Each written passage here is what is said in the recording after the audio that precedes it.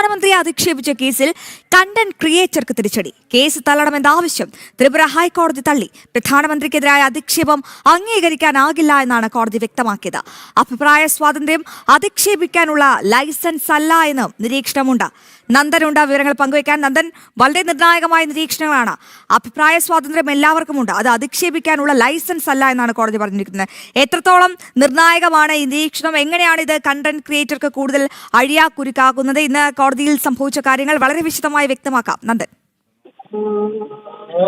അശ്വതി, പ്രധാനമായും സമൂഹ മാധ്യമങ്ങൾ വഴി പ്രധാനമന്ത്രിയെ വ്യക്തിഹത്യ ചെയ്യുന്ന രീതിയിലുള്ള പരാമർശങ്ങൾ നടത്തുക, വിദേശ രാജ്യങ്ങൾക്ക് മുന്നിൽ പോലും അദ്ദേഹത്തെ അപമാനിക്കാൻ ശ്രമിക്കുക തുടങ്ങിയ നടപടികൾക്കാണിപ്പോൾ കണ്ടന്റ് ക്രിയേറ്റർ മാധവി ബിശ്വാസ് ചക്രവർത്തി കനത്ത തിരിച്ചടി നേരിട്ടിരിക്കുന്നത് ത്രിപുര ഹൈക്കോടതിയിൽ നിന്നും.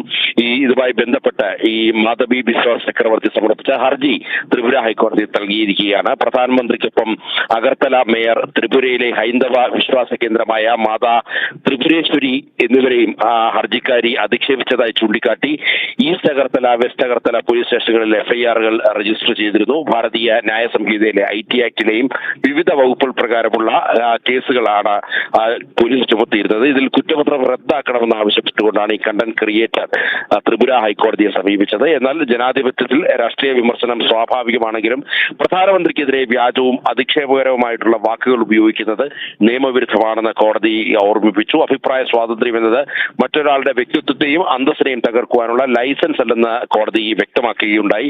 ഹർജിക്കാരിക്കെതിരെ പ്രഥമ ദൃഷ്ടിയാ തന്നെ കേസുകൾ നിലനിൽക്കുമെന്നാണ് വിചാരണയ്ക്ക് തടസ്സമില്ലെന്നും കോടതി വ്യക്തമാക്കുകയുണ്ടായി.